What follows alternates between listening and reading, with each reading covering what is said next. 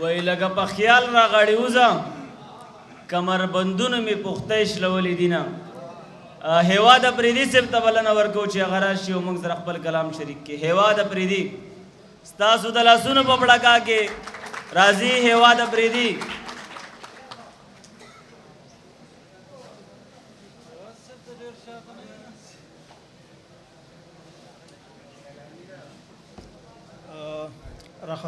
منیر بنیری ته د کراچۍ شهر ته د راتلو په باندې د زړه د تله هرکلی وایم او پنډال کې ناستو ټولو ملګرو ته سلامونه.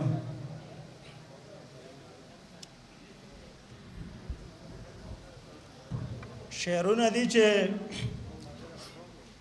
پیالې ماتې پرتې وې مې کده ورانه ویجاړه پیالې ماتې پرتې وې مې کده ورانه ویجاړه ساکی هم چا وجلې و صداسې یو منظر و او یو ته نوې خبر زما په حال باندې افسوس دی یو ته نوې خبر زما په حال باندې افسوس دی یقین ولره یاره نور تمام کله خبر و. غزل دی چې بیخي لکه چې ساز وې له خماره ګل رخساره بیخي لکه چې ساز وې له خماره ګل رخساره ویستلی دی یم زه له هره کاره ګل رخساره کاږه واږه باڼه دې داسې جګ راته ولاړ دي کاږه واږه باڼه دې داسې جګ راته ولاړ دي ولاړ لکه عسکر چې وي په لاره ګل رخساره. مننه. عنوان د بلوزې چې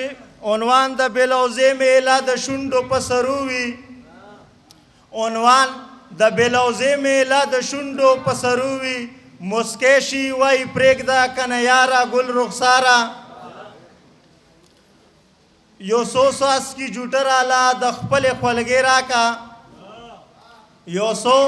څاڅکي جوټه راله د خپلې خولګۍ راکه توبه درله کومه له کوکناره ګل رخساره او صورت خو دې حسین دی چې سیرت به دې وي څنګه صورت خو دې حسین دی چې سیرت به دې وي څنګه لږ ځان دې پویومه له کرداره ګل رخساره. او مقطع ده چې نور سلا طلبګار دې جوړوي د ښکلي حسن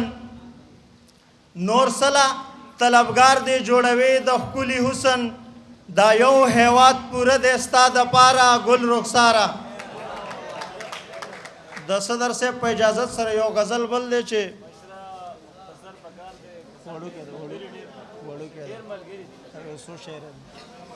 چې وا مې خله په لاسو کې ګوهر مې کړه بیازه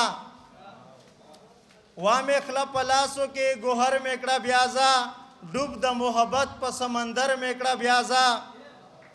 ورکه مې کده ورک شه ساکي ورکې جامونه ورکه مې کده ورک شه ساکي ورکې جامونه ښکلیا ته خمار په خپل نظر مې کړه بیازه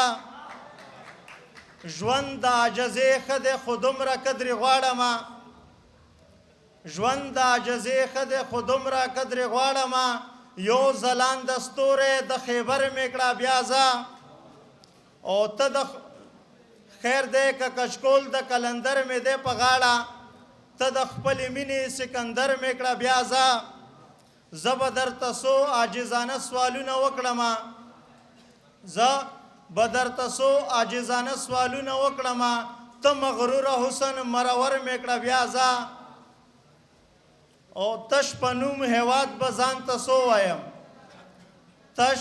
په نوم هیواد به ځان ته څو وایم چغه د وحدت په لر او بر مې کړه بیازه. ډېره مننه.